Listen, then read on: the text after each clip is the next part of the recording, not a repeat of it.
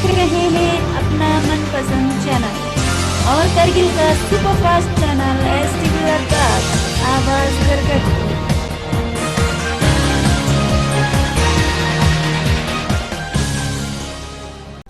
रजीम बिस्मिल्लाहिर्रहमानिर्रहीम। आज का जो प्रेस कॉन्फ्रेंस होने जा रहा है, इसका भी विषय है जिस तरह से यूथ के जो भी करगिल में यूथ के रिलेटेड इशू है उसको उजागर करने के लिए आप लोगों के सामने हमारा farmer vice president Bharatiya Janata party Yuva Morcha Mohammad Hasan Pasha, Mohammad Hussain Bharatiya Janata Yuva Morcha के president Kargil, Ahmad Hussain media in charge,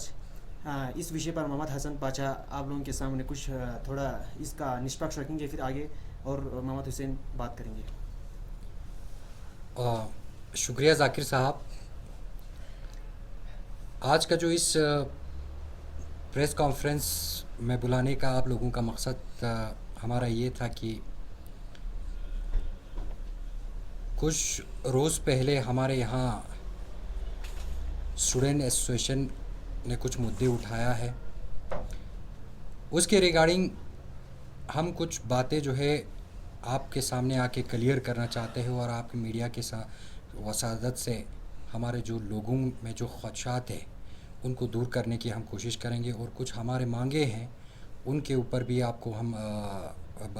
आपके सामने रखेंगे। तो जैसे कि आप लोगों को बाखूबी मालूम है, जब से हमारे करगिल और लेह डिस्ट्रिक्ट दोनों जो एक यूनियन टेरिटरी बना है, तब से ये जो चीज़ें हैं हमारे ख़ासकर हमारे यूथ्स में काफ़ी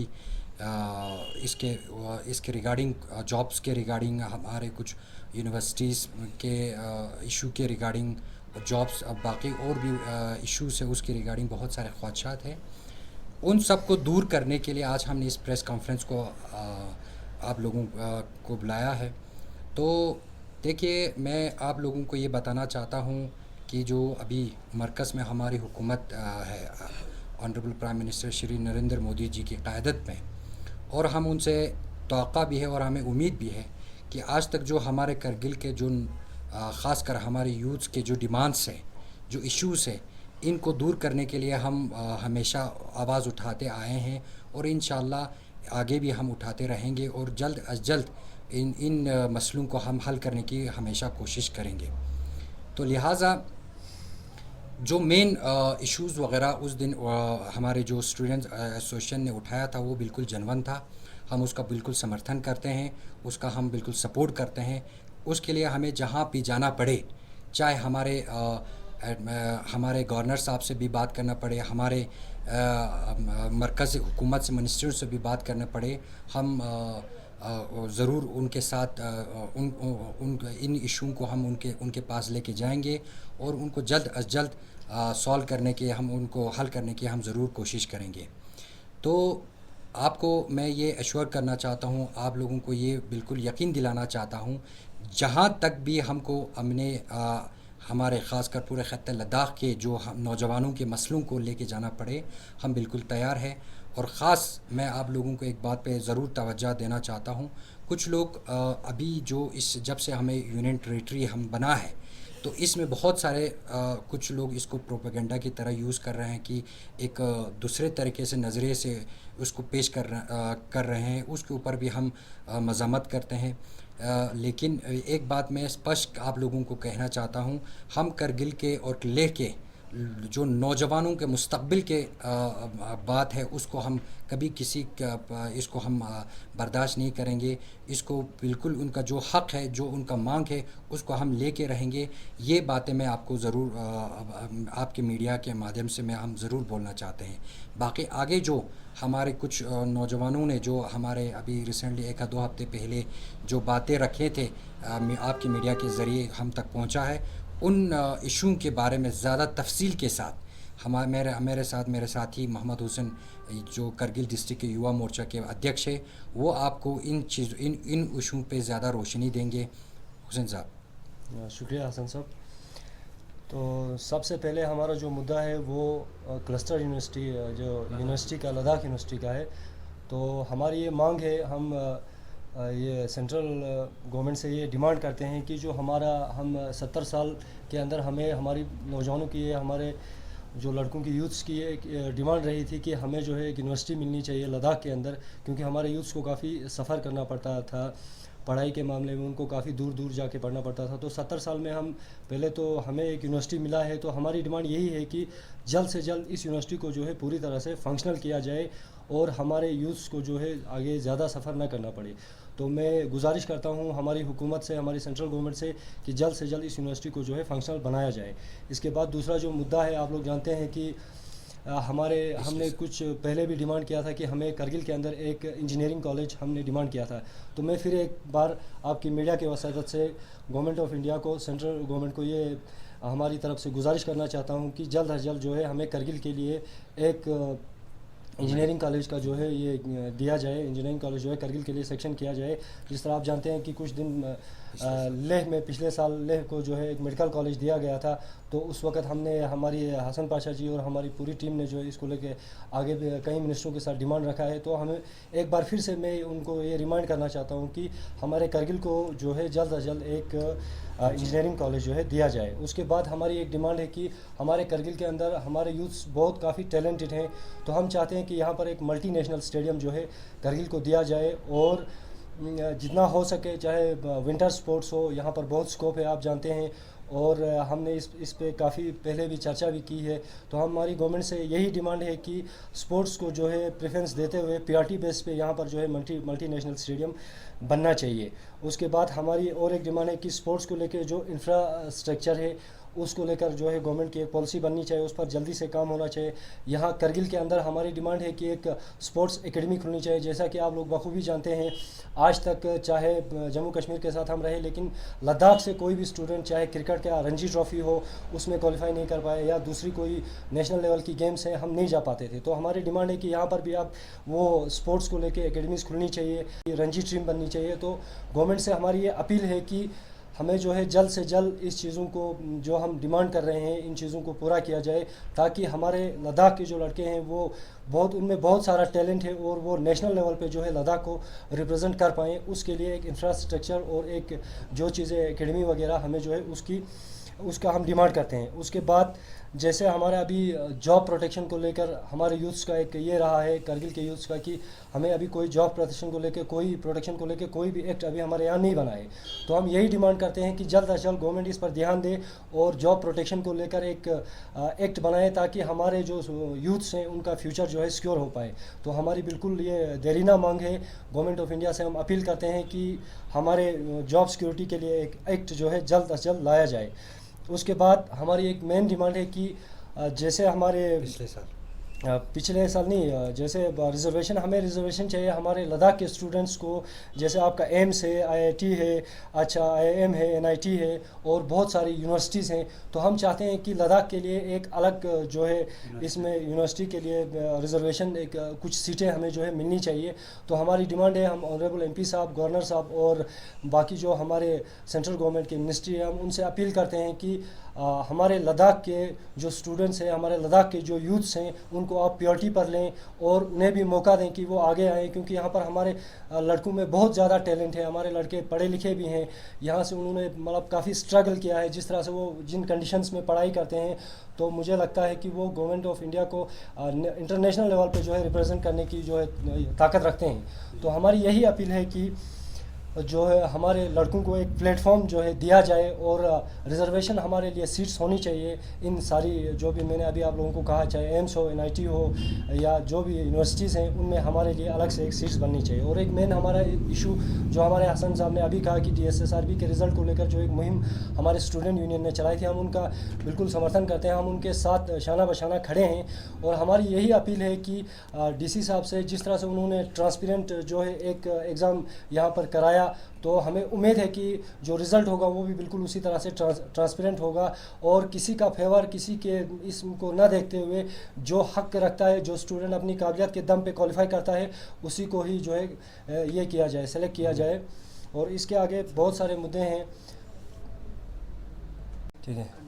तो मैं आप लोगों का बहुत बहुत शुक्रिया करता हूँ। इसके साथ मुझे उम्मीद है कि आप हमारे इस पैगाम को अपनी मीडिया की वसाजत से, सोशल मीडिया की वसाजत से हर जगह पहुंचाने की कोशिश करेंगे। और हमें उम्मीद है आने वाले दिनों में हमारी ये सारी डिमांड्स जो है पूरी होंगी। हमें अपनी गवर्नमेंट पे पूरा उम्मीद है। शुक्रिया। वसल्लम। तो जिस तरह जब से एमपी साहब ने सीट संभाला है, जिस तरह लद्दाख का एमपी जिन्ना सिंह अंकल, तो उसका हमने देखा है कि उसके बाद उसने जास्कर के भी विजिट किया है, तो करगिल आगे के भी वो दौरा नहीं करे, उसको आप क्या किस नज़र से देखते हैं आप? देखिए नासिर साहब, मैं आपको ये आपके मीडिया के माध्यम से ये बताना चाहता हूँ, एक अच्छा विषय आपने उठाया है और मैं आपको ये यहाँ से बताना चाहता हूँ। अभी ये जो आपने सवाल उठाया है वो सारे हमारे शायद करगिल के बहुत सारे लोगों के दिमाग में हैं। देखिए, मैं आपको ये आश्वासन देना चाहता हूँ, एमपी साहब का जो विज़िट है वो जल्द अज जल्द यहाँ करगिल में होने वाला है और आप देखेंगे इंशाल्लाह इसी एक हफ्ते के अंदर उनका विज़िट जो है करगिल के लिए दौरा ज़रूर होगा। ये मैं आपको यकीन दिलाना चाहता हूँ। तो हमने देखा है आप लोग जो युवा जो बीजेपी के बहुत सारे काम कर रहे हैं, तो क्या आप लोगों ने कभी डीसी के पास जो एंट्री हुआ था जिसके बारे में आप लोगों ने जिक्र किया, तो उसको लेके कभी बात किया कि इसको कब निकाल रहे हैं, इसका रिजल्ट कब शो हो रहा है? देखिए, अभी हमारे हुसैन साहब ने आपको वजाहत बिल्कुल तय किया है कि इसके बारे में कि हमारे जो डीसी साहब ने पिछले साल जो यहाँ एग्ज़ाम उन्होंने लिया, बहुत ही काबिल तारीफ़ था कि करगिल में पहली बार इस तरह का एग्ज़ाम जो है लिया गया। और इसके बारे में, इसके विषय में, हाँ, मैं इसमें ज़रूर एक बात कहना चाहता हूँ कि इसमें थोड़ा सा डिले हो गया है, ताकि आपको भी पता है कि यहाँ कोविड के वजह से थोड़ा डिले हो गया। और इसके अलावा भी हमने जब से एग्ज़ाम यहाँ पे हुआ पिछले साल, फिर भी हमने डीसी साहब को रिक्वेस्ट किया था, जिस तरीके से आपने फेयर तरीके से यहाँ एग्ज़ाम किया, इसी तरह यहाँ रिज़ल्ट भी आप डिक्लेयर करें और जल्द अज जल्द करें। तो लेकिन कुछ माहौल, कुछ वक्त ऐसा कुछ लग गया अभी कुछ कोविड की वजह से, तो इसमें थोड़ा डिले हो गया। फिर भी हमने अभी हमारे हुसैन साहब ने फिर हमारे गवर्नर साहब से भी मिला, उनसे भी ये रिक्वेस्ट किया और रिसेंटली डीसी साहब से भी हमारा मुलाकात हुआ, तो उनसे भी हमने रिक्वेस्ट किया कि इस रिज़ल्ट को जितना जल्द अज जल्द इसको डिक्लेयर किया है। और इंशाल्लाह हम उनसे उम्मीद भी है और तवक्का भी रखते हैं कि इसी एक दो हफ्ते के अंदर अंदर वो रिज़ल्ट जो है वो डिक्लेयर किया जाए। जब से यूटी आया है लद्दाख में, तब से कुछ हमारे कॉन्ट्रैक्टर का कहना है कि उनका कम से कम बिल्कुल 90% लेवलिटी उनका फंसे हुए हैं। तो आपकी सरकार में ऐसा हो रहा है, तो क्या आपने कभी इस इशू को लेकर एलजी से बात किया या किसी से? ये जवाब हुसैन साहब देगा हमारा। देखिए नासिर साहब, जैसा आप कहते हैं कि कुछ ठेकेदार कह रहे हैं, तो ये मैं नहीं मानता हूँ, क्योंकि जब से यूटी आया हुआ है, पहले आप देखिए कितना चेंज हुआ है। जो हमारा 100 करोड़ का बजट था वो हमारा 2000 पे पहुँच गया है, लेकिन चीज़ों को ग्राउंड में इम्प्लीमेंट, जो डॉक्यूमेंटेशन प्रोसेस वगैरह होता है, उसमें थोड़ा टाइम लग जाता है। अभी जो आप इशू डिस्कस कर रहे हैं वो लैंग्वेजिंग का है, तो मैं ये एश्योरेंस देता हूँ कि लैंग्वेजिंग का भी पैसा हमारे पास पहुँचा हुआ है, तो जो लाइबिलिटीज़ हैं वो भी बहुत जल्दी जो है क्लियर होने वाली हैं। उसके बगैर हमारे लिए बहुत खुशी की बात है, हमें जल जीवन मिशन के तहत जो है 40 करोड़ रुपया करगिल को दिया गया है कि घर घर हमारे पानी पहुंचाओ बोल के। तो बहुत सारी चीज़ें, बहुत सारे स्टेप्स ऐसे हैं जो गवर्नमेंट ने अभी उठाए हैं यूनियन टेरिटरी बनने के बाद, वो यकीनन लोगों के फ़ायदे के लिए हैं। और आप देखेंगे आने वाले टाइम में लोग समझ जाएंगे कि बहुत कुछ बदलने वाला है, करगिल में बहुत सारी तरक्की जो है होने वाली है। तो आज से कुछ दिन पहले जो उमंग नोराला जो हमारा एडवाइज़र है, उसका एक लेटर निकला था, उसमें क्लियर लिखा हुआ था कि बाहर से वो लोग कुछ एसडीएम को मांग रहा है लद्दाख में कि, और कुछ इंजीनियर्स को, जबकि हमारे यहाँ बहुत सारे चीफ इंजीनियर सीनियर बैठे हुए हैं, उनको पोस्टिंग करके आगे कोई केएस भी बहुत सारे लोग हैं, उनको पोस्टिंग दे के एसडीएम की पोस्ट पर उनको बिठाने की जगह वो लोग आगे से मांग रहे हैं। उसको आप किस नज़र से देखते हैं? इसका जवाब आपको हसन साहब दे देंगे। देखिए नासिर साहब, जो अभी कुछ दिनों बाद पहले जो कुछ रिक्रूटमेंट वगैरह हुआ, चाहे वो इंजीनियरिंग फील्ड में हो, चाहे वो मेडिकल फील्ड में हो, जो प्रोसेस हमारे यूटी एडमिनिस्ट्रेशन अभी जो ले रहा है, जो कर रहा है, वो तो हमारे सबसे पहले आपको ये मैं स्पष्ट क्लियर करना चाहता हूँ, ये दोनों हमारे जो दोनों कौंसल्स हैं, एलएचडीसी कारगिल और एलएचडीसी ले, दोनों को कॉन्फ्रेंस में लेके ये रिक्रूटमेंट प्रोसेस हो रहा है। और इसमें सबसे प्रायोरिटी जो है वो हमारे अपने लोकल, हमारे जो अनएम्प्लॉयमेंट यूथ्स है उनको दे रहा है। कुछ लोग इसको अलग तरीके से लेके जा रहा है। मैं उनको ये बताना चाहता हूँ कि देखिए, जो प्रोसेस अभी हमारा जो यूटी एडमिनिस्ट्रेशन कर रहा है, वो दोनों हमारे एलएचडीसी कारगिल और ले दोनों को कॉन्फिडेंस में लेके जो काम कर रहा है, चाहे वो हमारे बीडीओ जो अभी हमारा ब्लॉक लेवल पे जो मेडिकल ऑफिसर का रिक्रूटमेंट हो, कुछ लोग बता रहे हैं कि केरला से आया, फलान से आया, हैदराबाद से आया, यहाँ से आया। उनमें स्पष्ट आप उसका नोटिफिकेशन आप खुद निकाल के देखिए उसका क्या उन किस रिक्रूटमेंट बेसिस पे निकाला है। और एक बात मैं आपको ये बताना चाहता हूँ, पहला जब यूटी होने से पहले जब हम जम्मू कश्मीर में होता था उस वक़्त यहाँ पे 25 की 30 डॉक्टर्स का यहाँ पे करगिल में पोस्टिंग हुआ था। बट अनफॉर्चुनेट वो कभी यहाँ पे हमारे यहाँ डॉक्टर जो है सिलेक्शन हुआ था उनको यहाँ पे कभी नहीं आया। तब से हमारे यहाँ हमारे सीजी साहब ने भी बहुत कोशिश किया, हमारे लीडरों ने बहुत कोशिश किया, लेकिन बाहर से कोई यहाँ पे आने के लिए तैयार बिल्कुल नहीं था और वो कभी आया भी नहीं है।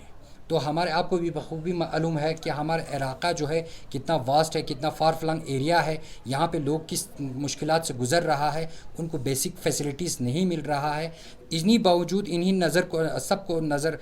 मद्देनज़र रखते हुए हमारे यूटी एडमिनिस्ट्रेशन ने जो अभी सेटअप जो इक़दाम उठा रहा है बिल्कुल हम उसका स्वागत करते हैं। इस तेज़ी के साथ वो जिस तरह हमारे यहाँ मेडिकल ऑफिसर्स की कमी है उनको रिक्रूट कर रहा है, बहुत ही ट्रांसपेरेंसी और बिल्कुल लोगों के हित में ही कर रहा है। जब से कोविड का मसला उठाया पूरा देश में, खाली कारगिल में नहीं कि पूरा देश में ये चल रहे हैं, उसके बाद एजुकेशन को लेके काफ़ी बच्चे मतलब इसमें सफ़र हो चुके हैं। तो इस तरह हमारे कुछ ऑनलाइन क्लास की बात कर रहे थे, तो जिस तरह सिटी एरिया में तो पूरा ऑनलाइन क्लास मिलता है बच्चों को, कुछ फार फ्लंग एरिया ऐसे भी है जहाँ पे कोई नेट का सुविधा नहीं है। बिल्कुल। तो उनके लिए आप लोगों ने क्या सोचा है कि क्या करने के लिए सोचा बच्चों के लिए? देखिए ये विषय जो है आपने बहुत इम्पोर्टेंट उठाया है। हम चाहते हैं कि एजुकेशन जो है वो हमारा मोस्ट टॉप प्रायोरिटी पे है कि एजुकेशन जो है वो हर अभी तमाम हमारे जो बच्चे हैं उनको मिलना चाहिए। अभी जो कोविड में जो सिचुएशन हुआ, जैसे कि आपको पता है कि अभी स्कूल पिछले मार्च से यहाँ अभी तक बंद है, तो इस सिलसिले में हमने डीसी साहब से भी बात किया, हमारे एजुकेशन ऑफिसर से भी बात किया। वो लोग अपनी तरफ से कोशिश कर रहे हैं कि लोगों को बेसिक फैसिलिटी जो हमारे दूर इलाके हैं उन तक वहाँ एजुकेशन जो हो वो ऑनलाइन ज़रिए वहाँ पहुँचे। एडमिनिस्ट्रेशन पूरा अपनी तरीके से वो बिल्कुल कोशिश कर रहा है और हम अपील कर रहे हैं आपके माध्यम से भी, अगर कहीं जगह नहीं हो पा रहा है तो उनके एडमिनिस्ट्रेशन को चाहिए कि वहाँ तक एजुकेशन ऑनलाइन जो है वो प्रोसेस किया जाए और वहाँ जैसे और तरीके हैं एडमिनिस्ट्रेशन के पास उस तरीके से वो उन तक एजुकेशन पहुँचाने की वो कोशिश ज़रूर करें। इसमें मैं एडिंग करना चाहूँगा, हम ये इसमें रिसेंटली ऐसा भी हुआ है कि बहुत सारी जगह हमारे मतलब एडमिनिस्ट्रेशन को दाद देनी पड़ेगी कि उन्होंने ऐसा भी किया, बहुत फार फ्लंग एरिया जहाँ पर ये जो है नेट वगैरह चलता नहीं है, उन्होंने कोशिश की है कि ऑनलाइन क्लास को रिकॉर्डिंग करके वहाँ तक जो है उसको पहुँचाया है। तो ये बहुत बढ़िया स्टेप था, इसके लिए हम डीसी साहब को भी अप्रिशिएट करते हैं कि उन्होंने बहुत बड़ा कदम उठाया था उन्होंने। और हमने जहाँ तक देखा बहुत सारी जगह उन्होंने मतलब कोशिश की है कि वो क्लास ऑनलाइन क्लास को रिकॉर्डिंग किया है और पहुँचाया भी है। चाहे हमारे संघ के बहुत सारे इलाकों को उन्होंने कवर किया है, जो द्रास के पसमानदा इलाके हैं जहाँ टावर नहीं है उनको कवर किया है। तो एक जो उन्होंने कोशिश की है, यकीनन काफ़ी मुश्किल था कोविड के सिचुएशन में हर जगह को कवर करना, लेकिन उनकी जो कोशिश थी वाकई ही ये तारीफ़ के लायक है। और हमें उम्मीद है आने वाले टाइम के लिए इससे भी बेहतर जो है एक सेटअप किया जाएगा स्टूडेंट्स को लेके। और मैंने इस इशू को हमारे गवर्नर साहब के साथ भी डिस्कस किया था कि स्टूडेंट्स काफ़ी सफ़र हो रहे हैं, तो उन्होंने भी कहा कि वो ग्राउंड लेवल से वो कोशिश कर रहे हैं कि कुछ नई पॉलिसीज़ बनाया जाए कि किस तरह से हम जो है हमारे जो गरीब स्टूडेंट्स हैं जहां टावर जो जिनके पास नहीं है, तो अभी आपने सुना कि रिसेंटली हमारे यहाँ 56 टावर्स भी हुए हैं, तो हम पहले प्रायोरिटी पे उन्हीं इलाकों को ले रहे हैं कि जहाँ जहाँ जो है टावर बिल्कुल नहीं लगे हों वहाँ पर टावर लगें और हर कोई जो है इस डिजिटल इंडिया में जुड़ जाए। तो एक बात तो फिर पुराने दौर की तरफ हम बढ़ जाते हैं सर, जिस तरह हमारा जोजिला टनल का इशू है आप लोगों को बखूबी पता है, तो उससे काफ़ी लोग सफ़र भी रहे हैं। इस जोजिला की वजह से हम लोग काफ़ी परेशानी सह लेते हैं सर्दियों में, और ऊपर से डाकोटा को लेके तो एयरपोर्ट का भी मसला आप लोगों को काफ़ी पता है, जिसकी वजह से हम लोग काफ़ी सफ़र कर रहे हैं, पूरा करगिल की पब्लिक हमारा। तो आप लोगों ने क्या सोचा है जोजिला टनल के लिए, आगे कुछ बात किया है कि इस साल क्या उस पर कुछ काम शुरू हो रहा है? जिस तरह से आप लोगों को पता है, बखूबी इल्म है कि जोजिला के मसला जो है ये पिछले सन 47 से जब से हिंदुस्तान आज़ाद हुआ तब से ये जोजिला का मसला चलते आ रहा है। और ये भारतीय जनता पार्टी वो वाहिद पार्टी है जिसने इसको सेशन भी करवाया, इसमें पैसा भी लाया और काम भी मतलब चालू किया था। बाद में अनफॉर्चुनेटली कंपनीज कोलैप्स हो गए थे और उन्होंने काम रिवोक किया था, इस वजह से ये काम ठप हो गया था। अब फिर से इसका टेंडर प्रोसेस चालू हो चुका, काम शुरू होने जा रहा है। और जिस तरह से आपने हमारा एयरपोर्ट का बात किया, एयरपोर्ट का मसला एक ऐसा इशू है जिस पे ये भी प्राइम मिनिस्टर मोदी ने उड़ान 2 में लाया था और प्रायोरिटी बेस पे, और इसके बाद आने वाले जो लास्ट में उड़ान 4 में भी इसको लाया था और प्रायोरिटी बेस पे लाया था। इसलिए लाया गया था क्योंकि ये वाहिद एयरपोर्ट है कारगिल का और आपका अरुणाचल प्रदेश का एक एयरपोर्ट लाया था। ये इसलिए लाया गया था क्योंकि ये दोनों जो है गवर्नमेंट ऑफ इंडिया के लिए बहुत इंपॉर्टेंट है, क्योंकि गवर्नमेंट ऑफ इंडिया जो है लद्दाख के लोगों को बहुत प्रायोरिटी दे रहा है और आने वाले दिनों में और देता रहेगा, क्योंकि मोदी सरकार हर किसी को मतलब जो भी फॉर फ्लॉन्ग एरिया है उनको साथ में लेकर चलने वाली सरकार है। और इस यहाँ हमारा मोदी सरकार का नारा है सबका साथ, सबका विकास और सबका विश्वास। तो जिस तरह बेशक आपने जो कहा सही, हमने सुनते आ रहे हैं बहुत सालों से भी, और जिस तरह हमारे जब से यूटी हुआ है, जब से अभी जो LG जो भी आया और बीकॉम जो भी आके है जो ले में बैठा हुआ है, तो उनको दरबार मुंह का कुछ बात हुआ था, तो उसका कुछ अभी इशू नहीं हो रहा है कि उनका मुंह होने का भी कुछ वो सिस्टम नहीं चल रहा है, तो उसको आप किस नज़र से देखते हैं? देखिए नासिर साहब, बिल्कुल आपने सही ये प्रश्न उठाया है, और ये लोगों का भी हमारा पहला डिमांड रहा था कि जो भी एडमिनिस्ट्रेशन सेटअप होगा अभी नया यूटी के अंदर वो बिल्कुल 50-50 बेसिस पे होगा, बिल्कुल दोनों डिस्ट्रिक्ट को पैरेलल लेवल पे लेके इन दोनों को चलना है। तो इसमें मैं एक बात बताना चाहता हूँ, बिल्कुल सही बात है, अभी जो आपने विषय उठाया है डिविजनल कमिश्नर के ऑफ़िस को लेके, हम बिल्कुल मज़म्मत करते हैं और LG साहब से और हमारे एडवाइज़र साहब से भी हम रिक्वेस्ट करते हैं इस इशू को आपको देखना चाहिए। क्यों हमारे जो अगर आप वहाँ हमारा ये कमिश्नर सेक्रेटरी अगर वहाँ ले में उनका ऑफिस सेटअप है तो डिविजनल कमिश्नर ऑफिस का जो है सेटअप जो है करगिल में होना चाहिए था। ये बिल्कुल बदकिस्मती है और हमारे लिए, और हम मीडिया के माध्यम से उनका हम गवर्नर साहब से और LG साहब और एडवाइज़र साहब से भी गुजारिश करते हैं कि डिविजनल कमिश्नर का ऑफ़िस जो है अगर आपने यहाँ पे खोला है तो इसको बराबर 12 महीने के लिए आपको फंक्शनल रखना पड़ेगा। अगर आपने नहीं खोला है तो इसको रैप अप करके इसको ख़त्म करके आपको ले में रखना चाहिए। इस तरह लोगों को गुमराह करने की आप कोशिश मत कीजिए। हम बिल्कुल कड़े अल्फाजों में इसका मज़म्मत करते हैं। इसको हम ज़रूर इस विषय को हम चाहे हमारा ऑनरेबल हमारे मेंबर ऑफ पार्लियामेंट हमारे जमात सीरीन साहब से भी हम कोशिश करते हैं, रिक्वेस्ट करते हैं कि इस मसले पर इंटरफेयर करके इस विषय को ज़रूर हल कीजिए। तो आखिरी क्वेश्चन मैं आप लोगों के सामने रखना चाहता हूँ सर, जिस तरह आप लोगों को पता है करगिल LOC की उसमें गिना जाता है और है भी है, बहुत सारे लोग यहाँ पे है जो डिवाइडेड फैमिली में बहुत सारे लोग हैं जो आप लोगों को बखूबी पता है। तो कि इस अस्करदो रोड को खोलने में मतलब आप क्या किस नज़र से देखते हैं, इसको खोला जाए तिजारत के हिसाब से या डिवाइडेड फैमिली को मिलाने के लिए, उसको आप लोग किस नज़र से देखते हैं? देखिए भारतीय जनता पार्टी का हमेशा एक हमारा पहला एक दिराना मांग रहा है, चाहे वो जोजिला टनल की हो, चाहे करगिल एयरपोर्ट का हो, चाहे हमारा करगिल स्कर्दो रोड का हो, चाहे हमारा करगिल खपूला ये हमारा उसका रोड भी हो। तो देखिए इसमें हमारा पहली बार हमारे जो honourable member of parliament Jamyang Tsering Namgyal साहब ने पिछली जो आपने लोकसभा का आपने देखा भी है उनका जो पार्लियामेंट में उन्होंने जो स्पीच दिया है और वहाँ पे रिक्वेस्ट भी किया था हमारे यूनियन गवर्नमेंट से कि हमारा करगिल स्कर्दो रोड जो है आप इसको ज़रूर खोलना चाहिए। और ये बिल्कुल जनवन भी है, क्योंकि आप देखिए हमारे साथ ही कश्मीर डिवीज़न है, वहाँ जब आप इतने गोलाबारी के बावजूद वहाँ इतने मतलब रोड जो है वहाँ खोला है, तो हमारे यहाँ पर भी अभी करगिल स्कर्दो रोड जो है वो खोलना चाहिए। और ये हमारा हमेशा डिमांड है और हमेशा डिमांड रहेगा जब तक ये रोड खुले ना। तो मैं जो हमारी डिवाइडेड फैमिलीज़ है मैं उनको ये आश्वासन देना चाहता हूँ, ये रोड अगर जब खुलेगा तो इसी हुकूमत के अंदर ज़रूर खुलेगा और ये हमारा डिमांड है और हमेशा ये डिमांड हमेशा रहेगा।